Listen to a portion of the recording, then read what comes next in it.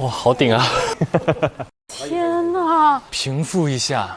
因为我自己是香港的事务律师，其实我平时就很少会参与去看这些法庭的庭审，但我自己看，其实刚才也会让我真的很有代入感。那其实香港的一个庭审大致的话，它可以分为3个阶段。那第一个呢，就是开案陈词，就是双方的大律师会把各自的这一个代表客户，然后他的这个案件，然后包括他的一个理据，然后他的一个申诉请求，然后向法庭然后做一个陈述。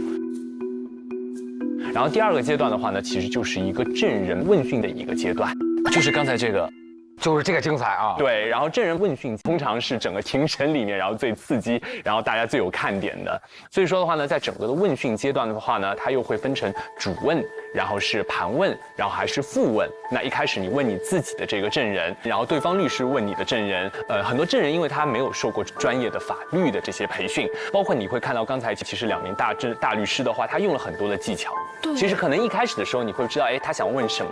但是到最后的时候的话，就你才会明白，恍然大悟，其实就是要引导那个证人给到法官，或者说是说出一句话，或者是给出一个感觉。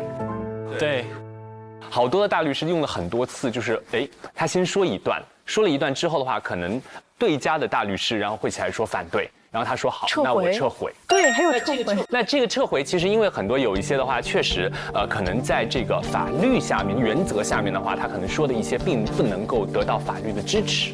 但是的话呢，因为他就用这些技巧，会让法官，包括会让陪审团，然后对于这个有一个情感上面的一个判断。那包括其实像整个的这一个盘问结束之后的话，那最后双方原告被告其实都还会做一个结案陈词。像我们去年那一季的话，主要就是模拟的是结案陈词的这一个部分。但是看这个环节就短兵相接，锱铢必较啊，针锋相对。纯叶之前，我记得你酷爱香港律政剧。对，是的，现在这场看完跟你的之前认知一致吗？就是我感觉这个看完，因为我没有看过这么真实的盘问的这个环节，因为上季我们是结案陈词嘛，就没有这么激烈。好像香港法庭的大律师的自我的这个空间会主导性会更强一点。对，因为特别符合是什么？我看律政剧有一个特别明显的，就是香港大律师会来回走。就他盘问的时候，他会有一种演说的感觉，他的话语的那个表达的那个空间和那个主动性好像更多，他有可能会感觉整个地方都是他的舞台。对。常规来讲，实习生到了第1站的时候啊，带教导师一般都是一个指导者身份，我们还没有过一上来先展现自己风采，对，先放了大。那这3位出来之后，大家觉得怎么样？一物降一物嘛，就这个感觉。一物降一物，就是那个人感觉很厉害了，旁边那个人就感觉overrule 什么，弄完之后，然后结果他再反过来的时候就更厉害，他们互相不着急哈。就每次听完一个人的那个盘问之后，都觉得已经把他逼到死路了，你就觉得这观点已经要被锤死了。但是第2个人再反问回来的时候，你又觉得又很多细节被他抓到。我印象最深的是这个关百安律师，哇，他英语好舒服啊。但有没有觉得有点像毒舌律师那种痞痞的感觉？有，是的。然后在法庭上面非常松弛，对，状态很好，一路就想听他一直说，前面觉得他这个点到底在哪，他最后总能给你一个惊喜，把所有的前面埋下的钩子都扣回来。对。关律师，因为他之前有看到他的介绍背景的时候的话，他是做了非常多年的律政司的检控官，所以他有一点那种引蛇出洞，然后接下来到最后一击致命的这一些这种法庭上面的策略，还真是。我特别同意你刚刚说这，因为我刚想一个，我一直找不到。他特别会瓦解一个人意志。他刚不是一个问题，我们看似好像是顺着那个原告的思路问，然后问完之后，原告回答之后，他说了一句话，他说：“你不要试图揣测我的意图，请你简单的回答我这个问题，你懂 ？Yes or no？ Yes or no？” 所以纯叶就是这种人对你来说是有魅力的还是可怕的？魅力啊！魅力啊！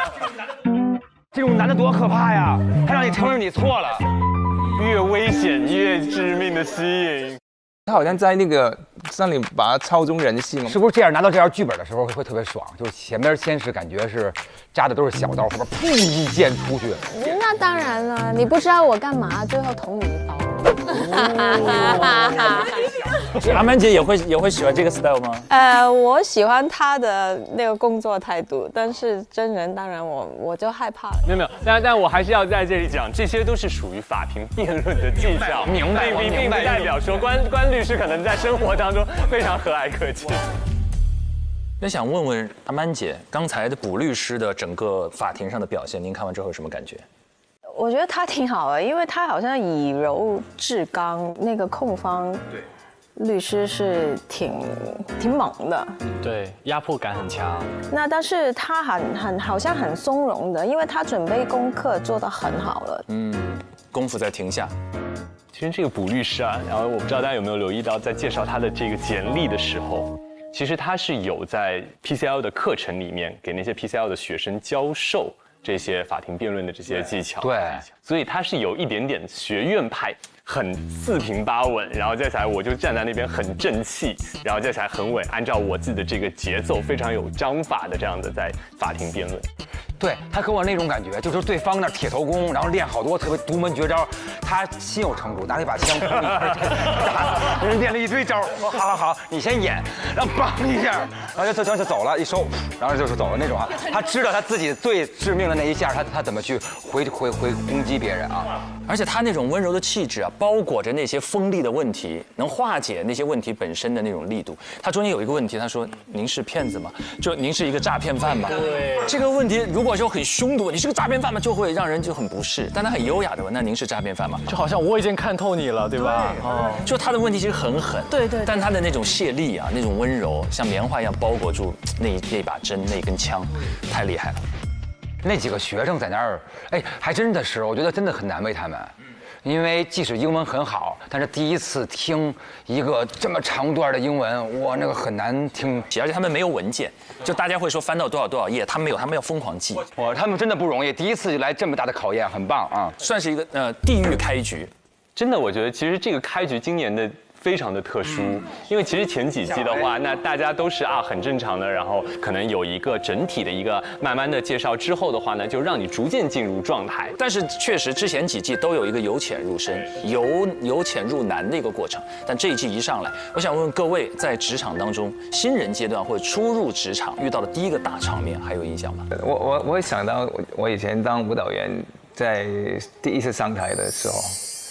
就是在排舞室练的都挺好的，对着镜子，然后大家练，但是一去到那个现场，会记录到你中间有跳错的经验，就特别难，就是这么多人观众，然后在这么大个台，第一次上去一定会有最错的那个经验的，然后还记录下来，就是你会曾经有跳错的，所以我现在印象特别深。应该要我拍哭戏。因为我一来就演一个老婆了，那个时候我还小嘛，然后又什么离婚啊，什么经历太多了那个角色，但是我都没有那些经历，我就刚毕业，所以我都没有那种感情，没有那种想法。然后导演说，你这里最好是伤心一点吧。然后我就哭不出来。您跟导演说，本身我是一个很乐观的人，所以我真的哭不出来。这个可以，这个理由很棒。或者说这有什么好哭的？不敢说，他们都很认真。然后你知道，一拍哭戏的时候，旁边的人都全部很安静。哦，对。你呼吸都听得到那种安静啊，然后就压力非常大，然后最后拍不成。第一部戏遇到大场面，那后来有没有一些哭戏小技巧？都是投入，要投入进去。每次都像第一次，然后就哭了。那次我的情绪，我的情绪太惨了，对，太丢人了，爆炸了。你说我想听你的故事。不是，我没有什么故事，我就是第一次上台嘛。大场面。我们之前过一回万人唾弃啊，就是当时有一个艺人特别红，然后呢，酒店门口全是等他的，然后我们乐队呢，然后那个车反正艺人一个一个到嘛，然后他们都以为是那个艺人来了，一听就是3个字的艺人，我们刚一下去，别人看见我们1万多人一块说，唉。听完那一刻，你那一刻就是真的还想再活，然后就很难过呀。然后但是也没有办法。但是我一直认为这些东西特别好，你知道，就是因为这些经历，后来我演出就很少会让我感觉到尴尬。因为现在有很多艺人朋友或者年轻一点的跟我说，他演出会怕点尴尬。我说尴尬，我们享受尴尬。OK 了，我们刚才看到了带教导师的首轮的锋芒展示，技惊四座，然后其实给所有的8位实习生做了一个非常好的表率，他们即将成为的样子会是什么样子？那接下来也就到了他们要展现自己风采的时候了。下一段 VCR 我们会看到实习生律师抵达律所之后发生的事，好不好？一起来看。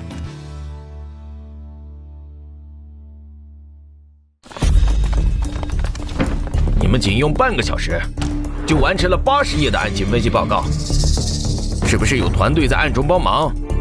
说，没有。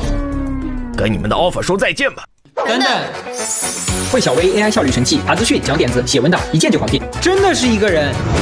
AI 智能会议，双语会议同传，实时速记，马上就能 AI 总结。有了惠小薇，就是一个团队。惠普新 Book Pro 14 AI PC， 全新进阶的惠普新 Book Pro 14 AI PC， 搭配惠小薇智能助手，写报告、聊资讯、做 PPT， 还能双语翻译，记会议纪要，全面提升 AI 生产力。AI PC 出手 ，offer 轻松到手。好，那我们就回大律师事务所，还有其他的工作。随便做，随便做，随便做。哇哦！来，你坐这儿吧，咱们俩挨着来。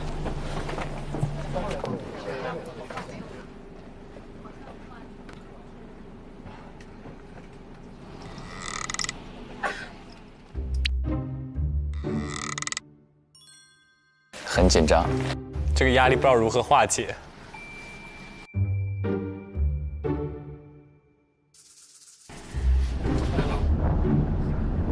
好奇大家的 MBTI 是什么？哦，其实我们之前讨论过，但是你当时还没有来。我是 ENFJ。我是 ENFP 跟 EFJ 来回来挑。哦，我是 ENTP。都 E 啊，先发言的都是 E 人。TP， 我是 INTJ， 就有我一个 I 人了。我也是 INTJ。你们是2个 I 人，其他人全是 E 人。Hello。我觉得在香港我已经快变 I 了。为啥？我觉得跟我之前接触的教育背景这些很不一样。慢慢来，没事，还好。对，所以我对自己的期待就是多学一点就好。都是这样的。陈仲瑜已经现在觉得场面打开了，不用他再主持了，功成身退。香港理工大学是吗？它就是红砖墙，还挺漂亮的，食堂也好吃。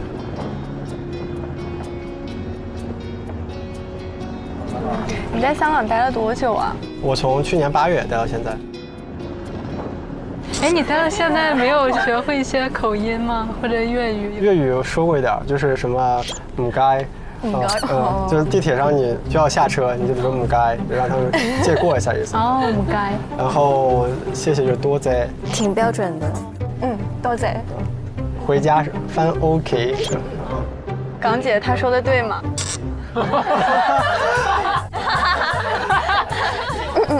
挺棒的，挺棒的。他没来之前我说的特别自信，他一来之后，我开始检查一下自己的发音。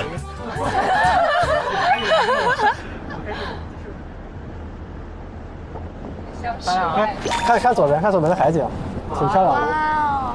导游哎，天哪，真漂亮。铜锣湾，这是铜锣湾应该是对，很多游艇在这儿停泊。但是感觉这样出海应该会很开心吧？我们可以坐这种船出海。小乌篷船是吧？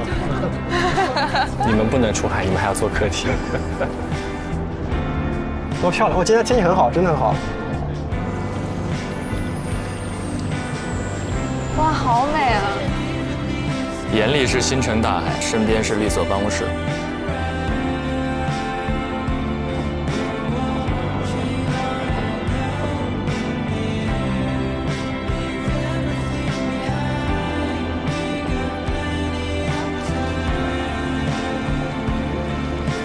哇，香港实在是太美了。又到了，我们要开始奋笔疾书了。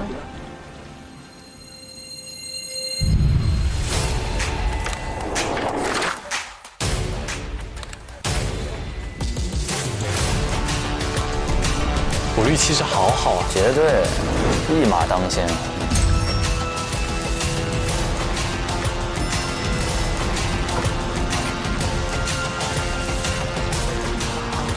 天哪！好，进来，欢迎大家。那我们就正式开始你们的实习任务。首先，你们可以看见这里面写着法理精明 ，Wisdom, knowledge and prudence makes a perfect barrister。法理精明其实有很多含义的。法当然就是我们讲的法律，那理呢，其实可以是道理，也可以是理解，就是你要对自己的论点是有道理的，有一个深刻的理解。精呢，当然你要很 specialize。明，首先第一步是你自己要明白，第二步你要跟客户解释清楚，让他们明白。第三个就是你要跟法官讲明白，在法庭上讲得明白。所以希望你们在实习的过程中，时时刻刻记住这4个字：法理精明。好的，谢谢布略。这个是1号会议室，这个是2号会议室。我们有的时候可能会进行一些讨论啊，在这里。2位是我们的助理，这位是 Melanie， 这位是 Larissa。Hello， 你们好。嗨。你们有什么问题的话，可以先去问一问他们。好的。这是我的房间。哇，这是我正式成为大律师的照片。好帅。然后这里还有那个法理精明的，是我妈妈写的字。哇，写得好棒，好厉害哦！家学渊源啊。这个是我的房间。哇，象棋。你可以看到呢，我也蛮多棋盘。哇，因为我是很喜欢下象棋的人。怪不得这个布局这么强。正义的女神呢，就是你们都知道她为什么绑住她的眼睛吗？就是正义女神，她就是要秉持一个秉公的一个状态，所以她不希望她自己看到的一些东西影响了她的判断。对。这是我的房间，这幅画是高8的时候先生送给我的。哦，浪漫。然后后面最左边，我那个船的证书，因为我考了一个那个游乐船只的证书。哇，因为香港嘛，有海啊，你可以做一些 wakeboard 啊，或者是自己去开船玩，大家有机会可以去体会一下。好。然后中间那个呢，是我当时在牛津大学的一个 summer course， 然后去那儿学了一些关于上庭技巧的一个课程。我觉得呢，终身受益，真的是学到了很多东西啊，对自己的 practice 也有很大的帮助。这里是益达自在屋。这儿不错哎，这个好，嚼出自在好状态。大家可以在这儿放松一下啊。这个区域呢是我们的休闲区，可以喝个咖啡啊，还可以欣赏一下香港的美景。哇！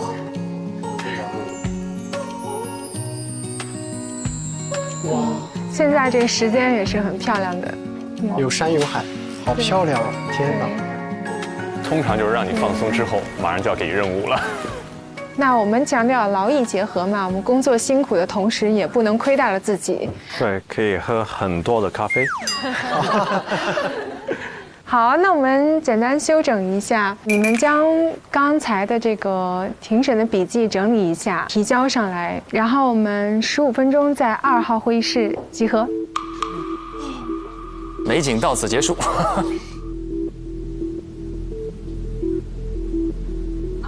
所以我们要在15分钟之内提交，是吗？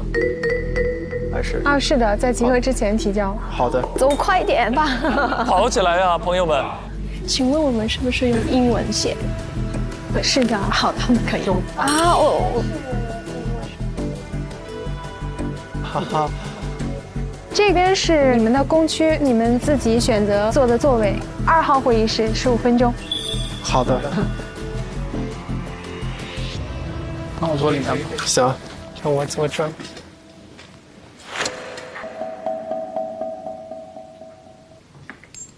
妈呀！天哪！直接发呀！我感觉像个 assembly of rubbish。我也是。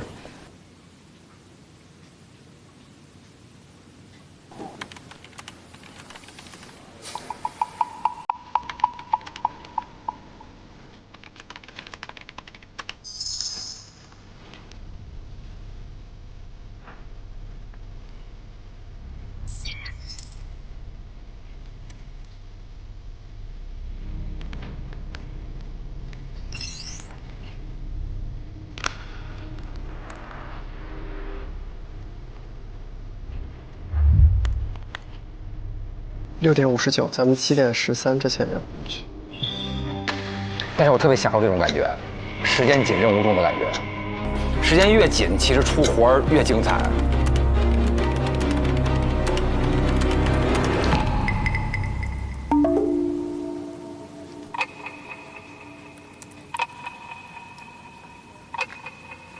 小哥哥，你在干什么？他没听见吗？他可能没太注意。Hello。现在咱们就开始要整理了，要交过去了。开会之前要交过去。15分钟，对，快去！那我完了呀！不是，我就在想他们怎么那么悠闲啊？完了，那我只能先发一个。我刚在那儿悠哉的。那些。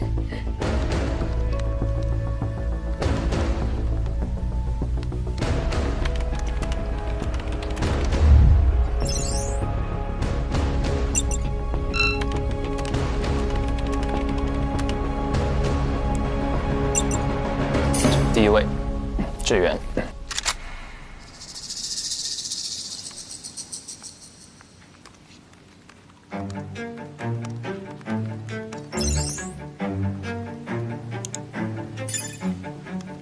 他还是很稳的，若晴。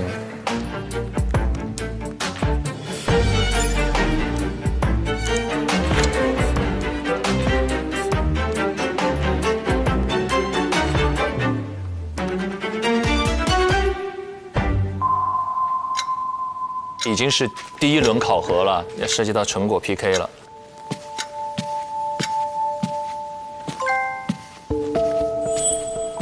啊，他们准备去开会了。天哪！不是已经过了15分钟了吗？差不多，可能再等个2分钟。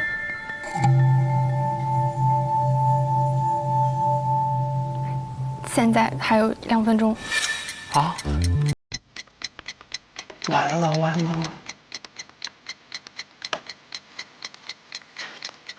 那个邮箱是什么呀？哦，好，谢谢。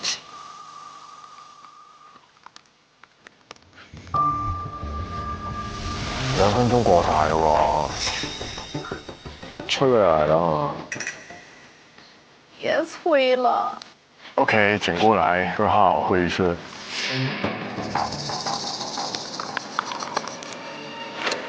卡点发送。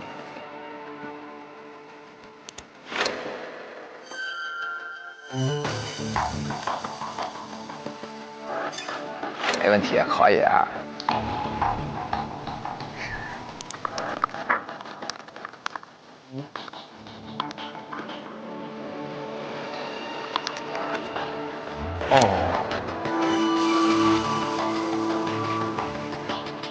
至少先发一个。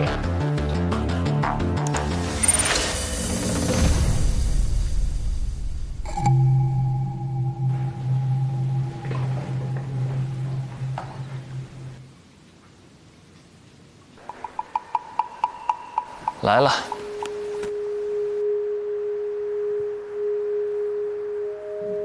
好，再次欢迎大家正式开始香港大律师的实习工作。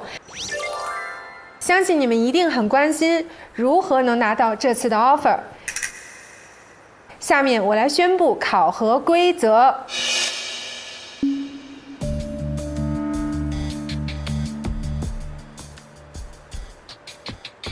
我们会有8个课题来考验大家，然后这个8个课题呢是不同类型、不同形式的案子。通过这8个课题之后呢，最终会产生2个 offer。每一个课题获胜的同学呢，就可以获得这个 KPI。但是整个季度需要超过100个 KPI 的同学才可以去竞争最后的 offer 的资格。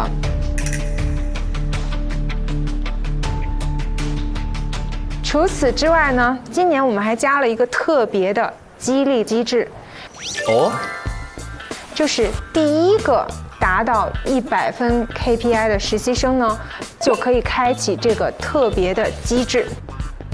但是至于这个特别的机制是什么呢？是什么呢？具体是需要在开启的时候才会揭晓。那我们的 offer 的内容具体是什么呢？是一个非常有吸引力的礼包。那我们都知道 PCL 是我们的必经之路，你想在香港做职业大律师的话，必须要上这个 PCL 的课程，而这个 PCL 课程的学费也是非常昂贵的。所以我们这个礼包的第1部分就是 PCL 的全额奖学金。天哪！哦，很棒哦，厉害厉害，这个很。我心动了，心动了。第2部分就是可以成为我们的正式学徒。那我们呢会带领你们走上大律师的道路，在一旁指导你们。这就是我们这次 offer 的礼包的内容。其实是在大律师界里面，他会有这样的这种传统。接下来他就会有一个师傅，然后带着徒弟，然后有一点一日为师，终身为父的意味啊。对，就是那些已经职业若干年的大律师啊，然后还有资格去带徒弟。相信大家对于这个大律师基本的一些调查是有做过的。你们要知道，你选择的这条道路并不是非常平坦的一条道路。虽然我们知道是有困难，但是这个天花板也是一个很高的。它的社会地位啊，以及收入是有巨大的发展空间的，是很有潜力的。你们有听说过是用小时收费的吗？哇哦！我了解到，可能有的律师1个小时就上千港币的一个咨询费，尤其是 Senior Counsel， 他们就很贵很贵。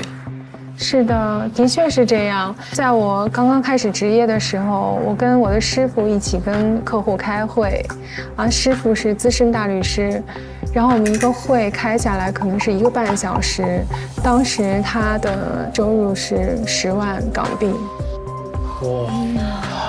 哇！你努力的越多，你潜力开发出来的越多，你这个天花板触及的就更高。好，刚才各位实习生都提交了庭审记录，但是有人迟交了。我们的第1个课题并没有结束。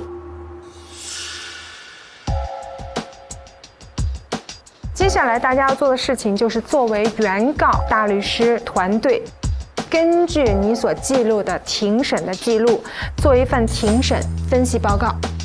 这个报告的要求呢，第1点要包括案件的核心争议点，第2点检索到2个对原告案情理据最有利的支持案例。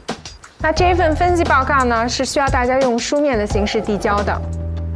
递交之后呢，也会做一个当面的口头汇报。当你们做好这份报告之后呢，就把报告发给助手 Larissa， 那她呢就会按照顺序喊你们到会议室去汇报。需要大家特别注意的是，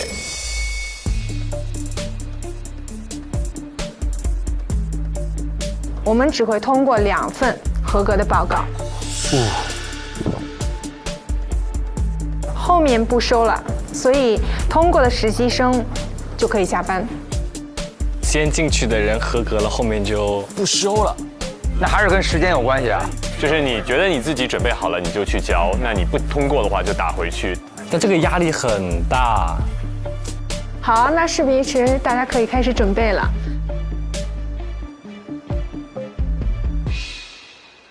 8 8位，然后他们难度升级，因为本来以为只是交一个庭审的记录，现在发现加了功课，他们好像要做2件事，是不是？分析报告，另外还要新增2个案例，进行案件检索，找到2个有利于原告方的案件。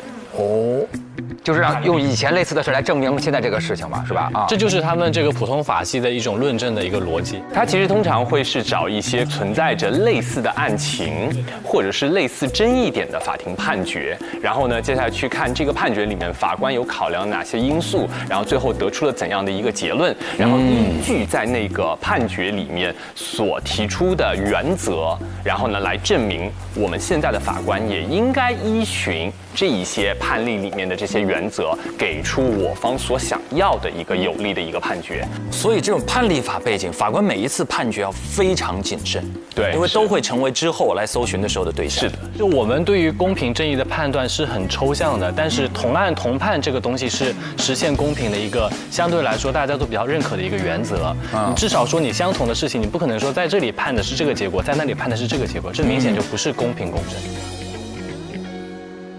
那我很好奇，社会背景和文化背景有这么大的差别，上世纪70年代的一个案件，跟现在人们的伦理观念，对，所以说呢，你在比如说我找到一个有利于我的案件，如果是对方的律师的话，他可能认为这个案件是不适用的，那他就会要指出这些案件有哪一些不同的地方，就好像陈明老师讲的，那可能我就会讲这个案子其实是在70年代判的，当时整个的一个社会的背景跟我们现在的情况是完全不同的，有哪些不同之处？所以我会向法庭提出，对方引用的这个判决，其实在我们现在这个案子里面是不适用的。哦，所以你要预判对方可能会搜哪些案例，是，并且有哪些支持的原则，是，然后提前做好反驳的可能性。那这8个人他们会找到案例都差不多，有的会重复的，就看谁文笔好或者谁说的漂亮呗。当然，最后呈现的方式的话，第一个包括你的一个分析，然后第2个的话呢，找到案例之后的话呢，你会有一个口头的汇报，在汇报的过程当中的话，一定会去问你为什么认为这2个案子是相关的，以及为什么认为是有利于我们原告方的。明白。考你的时候到了啊，口律。刚才提到了核心争议点。还有案件的犯罪本质，你给分析一下。如果你要来点的话，点在哪里？就是因为我刚刚有听这个双方的律师，他不是对证人进行了这个聆讯嘛，对不对？那在这个过程里面，其实能够体现出他们一个核心的争议点。我觉得其中一点很重要的就是，原告打的这笔钱到底是用于买车，还是说是用于这个虚拟货币的交易？因为这个事实对于被告双方来讲都是有价值的。对于原告来讲，他要证明这笔钱是用来买车的，所以你收了我这笔钱，你要还回来。那对于被告而言，那如果你这笔钱真的是买车的，但我这个网站其实没有任何买车的业务，所以我收到这笔钱，它其实就是我的一个不当得利。那我就有一个可能收到这笔钱了之后，我要去妥善的保管它。那有人问我来要，我就要还给他。所以关于这笔钱的定性是一定要争议的一个要点。懂了，一个是买车还是买币？我觉得这点总归是有的吧。厉害，我觉得非常棒，我都开始有点困了。但是说明他就是有道理，对，有道理。那接下来就到了我们实习生们展现自己实力的时候，因为接下来过程会非常紧张，然后我要提醒各位，打起12分精神，认真观看，不能放过任何一个细节。我们要通过这一段 VCR 的观察来找到有哪2位我们认为会最先通过这个课题的考核，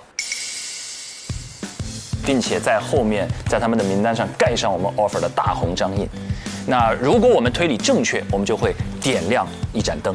而我们这一季节目当中，如果我们点的灯够多，我们就可以解锁一个额外的 offer 提供给他们。他们本来是2个，我们灯点的多就有3个。OK， 所以我们要加油了，为了8位实习生的命运。OK， 来下一段 VCR。虽然来之前我就有做好准备，但是见到大家之后还是觉得都好优秀啊。是啊，上班第1天就见到这么多学霸，感觉自己都要变矮了。别啊，我这儿有个上班必备好物，嚼嚼益达就能秒变艺人？不能，但是能够秒变自在。快嚼2粒。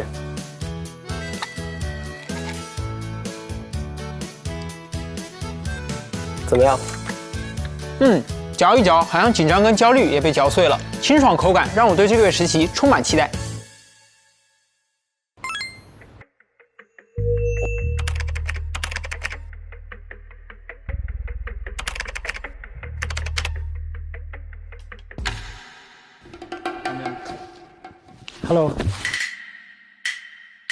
Hello， 抱歉了。有什么？他们想对一下案件的事实。哦，他们想讨论。有那个就是你刚才说的那个，你对故事的一个分析吗？我们其实还没太搞懂这个。我觉得得跟你叫什么名字？向志远。志远，我们一起来还原一下真相。感觉你记得应该比较完整，是吗？你要跟我合作吗？好呀。那我们一起可以吗？也可以。那我们可以合作，是可以合作的吗？应该不能吧。后面找案例，然后撰写报告，咱们肯定都是自己做的。但是前期的一些关键的事实吧，我们就是对一下，可以啊，都在正确的方向上。仲瑜真的是引擎哎，把这个团体的车这个开起来了，挺好的，挺好的，别一上来就藏着掖着。但是也可能有人有不同的选择，对不对？对，是的。我觉得这是个人战，但是我可以给你们说一下我的大概想法。好呀，好。你们要对吗？好的。OK， 我们全去那里吧。好呀。洛欣要去吗？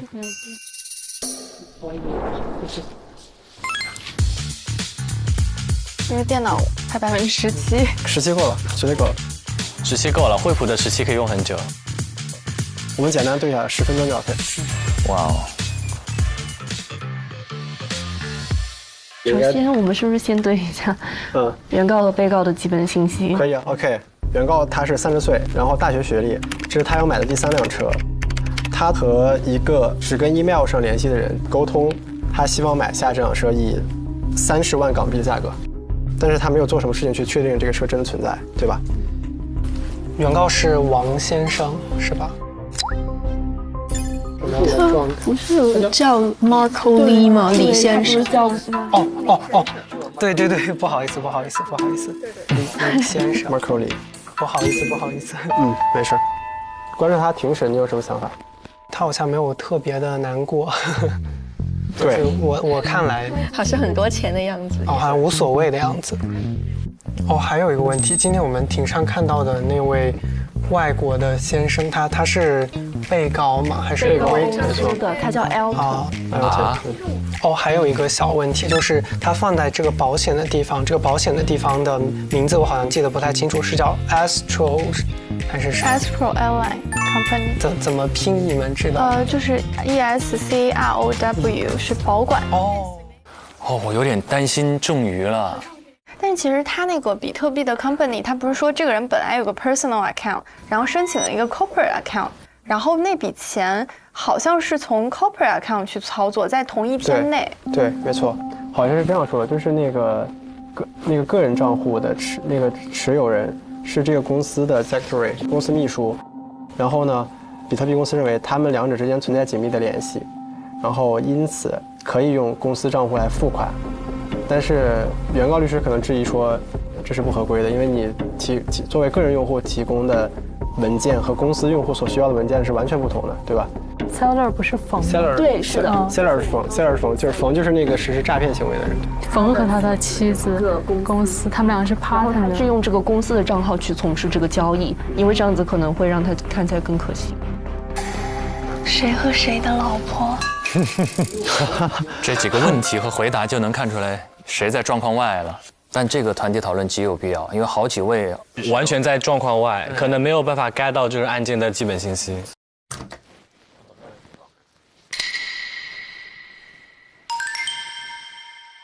我发现他们现在团体讨论，让他们先谈着。OK。因为我们规则也没有说不允许他们讨论嘛。当然可以讨论。反正你最后交的时候就是看谁交得快了。我们可以在这儿看一下。对。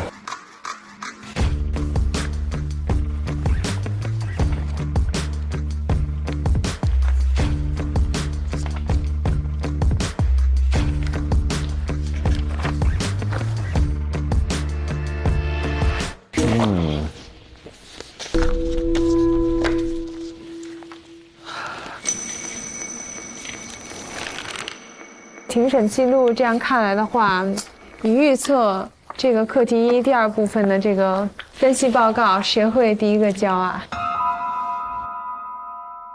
其实在面试的时候，我已经有提过，就是有普通法的背景是一个非常大的优势。Jade 就是他是在澳大利亚读普通法的 LB 的课程。Hello everyone, my name is Jade. I graduated from the University of Sydney with a G degree in laws and films. I interned at Fangda Partners, Liuhe Law Firm, and the legal department of Alibaba Youku.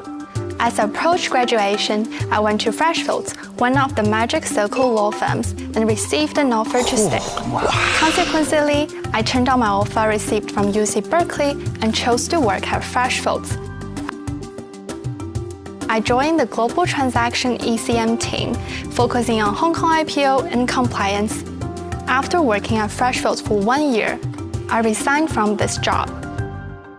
看到你的履历，你是在 Magic Circle Firm 出来，一直都是做 IPO 跟并购有关的工作。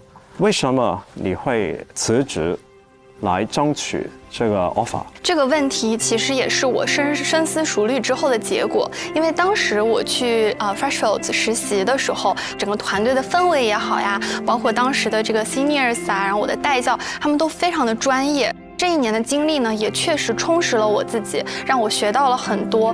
但是在这个工作的过程中，我就仔细的去想了，其实抛开平台，我最想做的业务领域是什么？然后我觉得我还是非常想要做诉讼的。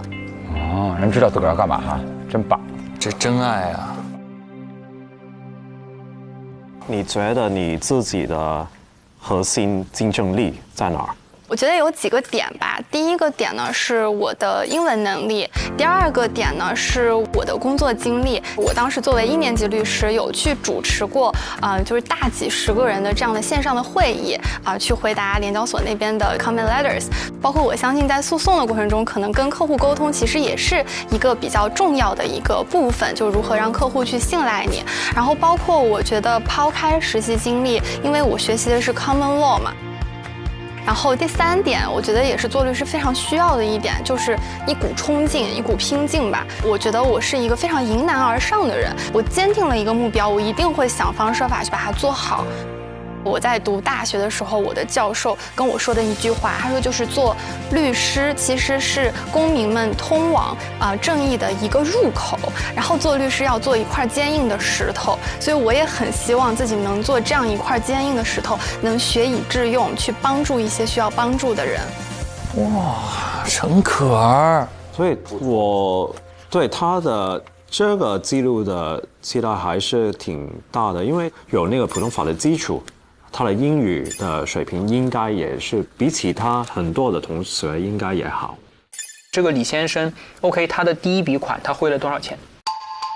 这个我后面就没有听。他原来说是300.000，就是标价，后来很快的就是自己就降到了25万，但是最后转账的时候要求他转的是249998.52。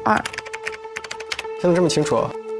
就他说什么，在收到车的5日之内，你可以决定买或不买。就是他是说，在这个5 working days， 你可以决定你买或不买。而且他很奇怪的2个点，就是一个是他的 shipping 是他的一个 dodgy point， 还有一个是 insurance 是他的 dodgy point。他说你作为一个买过保险人，你不觉得你买一辆车，你在5天之内，你甚至把它撞坏了不买都是 reasonable 的？这很明显就是一个 phishing 嘛，就是。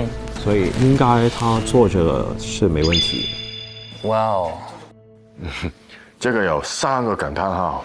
In this case, he did nothing. 你什么都没有做。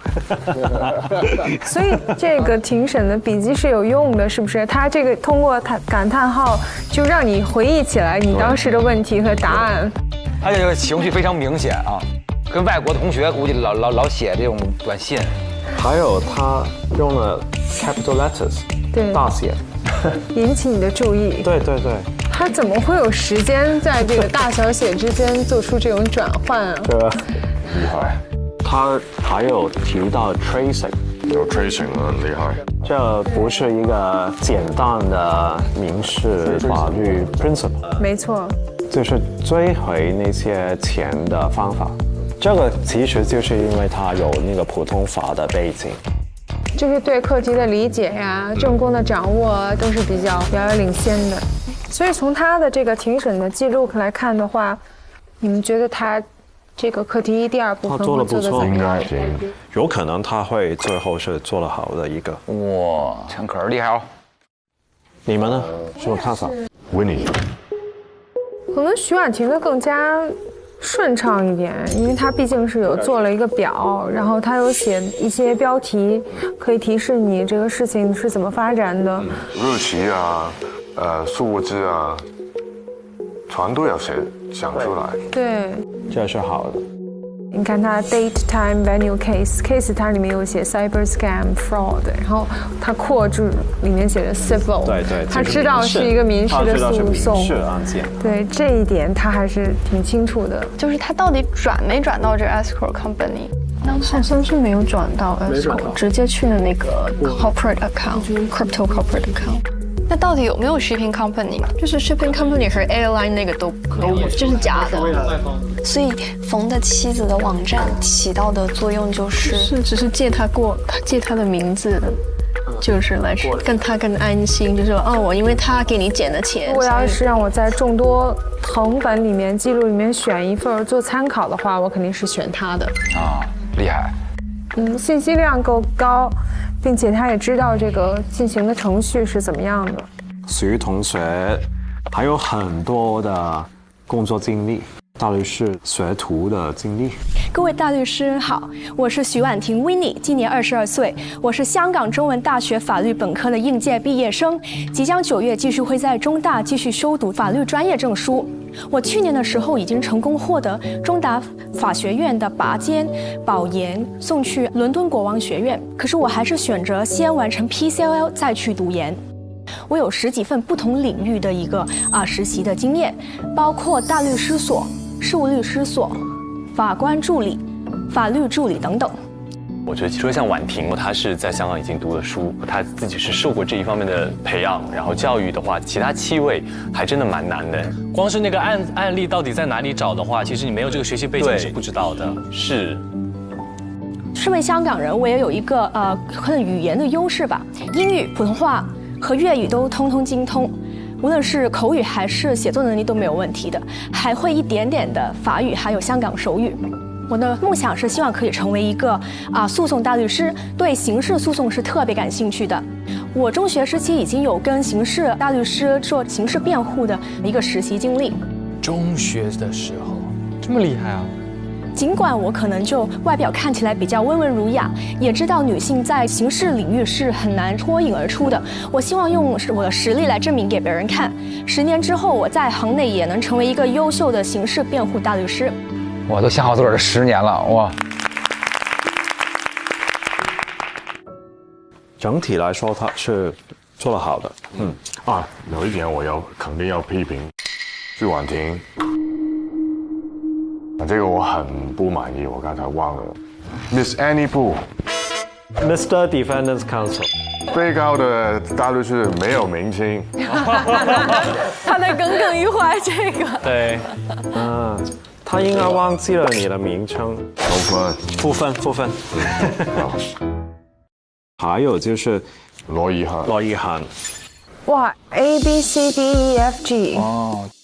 所以这些都是他事先准备打出来的吗？这是好了。其实这个 A B C D E F G 可以看到他是有准备。当然，重点是他的记录，我觉得都 OK。他是知道我们在做什么事情的，因为他有写 re-examination， 第2页他有写 cross-examination， 这是对的。其实应该有点像就是内地的那种民事侵权民事侵权，我觉得就是有点像不当得利。不当得利吗？对于这个比特币公司来说，大概的论点都有，而且页数paragraph 这些也都 cite 标记得很清楚。对，整体来说他这个也是可以的。罗一涵可以有力的竞争者。现在就是陈仲云先生已经彻底出局了，对不对？他上来问的3个问题之后，让人揪心。一涵肯定稳的。有没有哪位同学你是比较担心的，觉得会做起来比较吃力一点？担心的肯定是这个用中文的王文翰，我们清晰的要求是要用英语的啊。这是一个英文的审讯，如果他用中文来做庭审记录的话，先不说及时的翻译有没有差误，如果他的师傅或者是当时大律师是只会英文的话，那这一份笔记其实没有任何意义。对。第3部分呢，法官问证人是否注意到姚景完了我交易时的异常情况，证人说没有注意到的，但是他是说有注意到，所以这个是很关键的错。所以这里的这个李先生他去告这个比特币交易公司，其实应该他的诉求其实是希望告他刑事的诈骗。不是刑事，好像是侵权，应该是侵权。那你侵犯的具体是什么财产权吗？不然还能有什么权？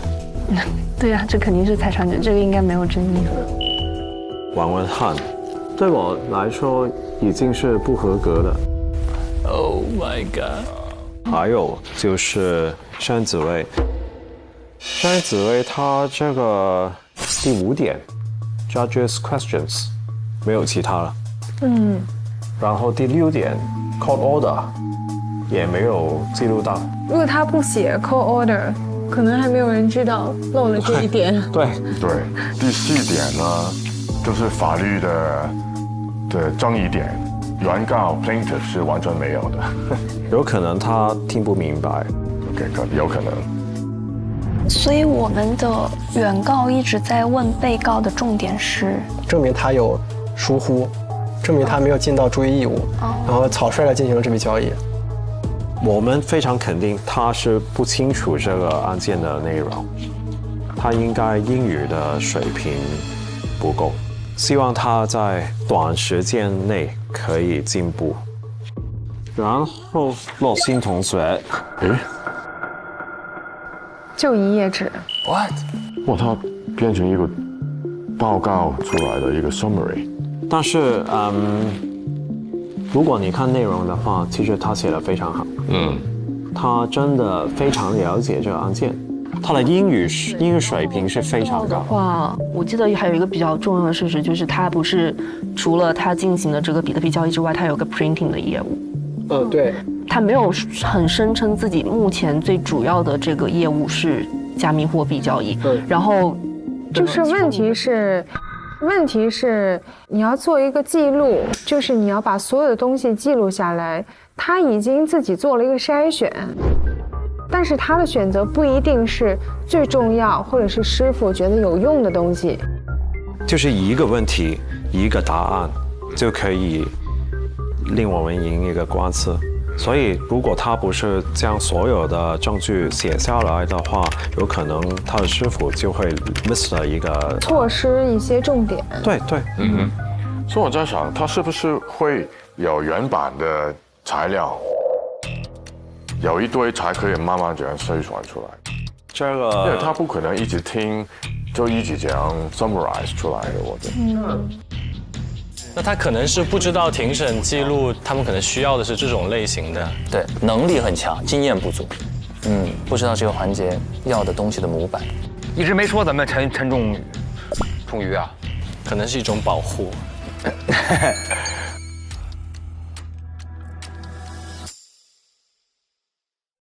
我们的第1个课题并没有结束。同学们加快速度哦，我们还是要注重效率的。他们不交，导师也不能走。你交了吗？我没交。这句话好有压力啊！他问大家：“你交了吗？”我已经好了。我预测罗伊涵先交。然后婉婷现在在疯狂检查。他交了，是个男生哎，希望是仲瑜。但不一定第1个过，对吧？我感觉要绝望了。我觉得他的视角不错的，就是光大律师非常喜欢的那种。非常好。我想讲他说的点，就是我所有想要的点。我自己是没有可能做到他那么好了，都快说服我了。会过吗？过不了了。我们经过讨论之后，决定是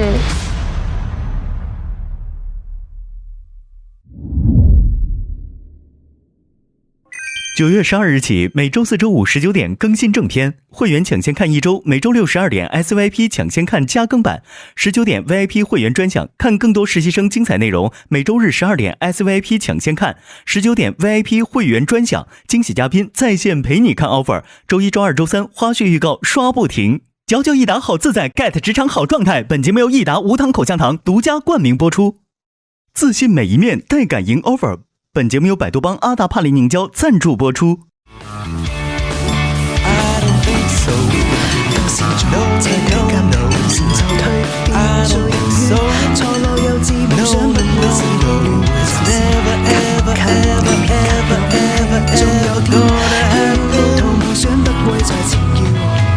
雙手緊握這挑戰不懼，更多的感慨不缺道理。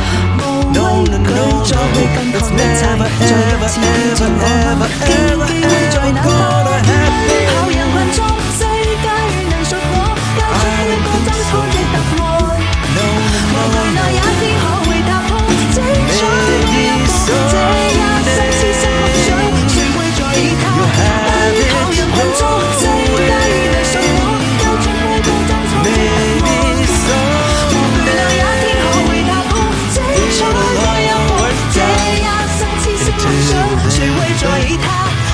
上微博参与令人心怒的 offer 议题辩论，畅所欲言你的观点。更多精彩资讯尽在新浪娱乐、微博娱乐、微博综艺、新浪综艺。感谢DJ 成传媒对本节目的大力支持。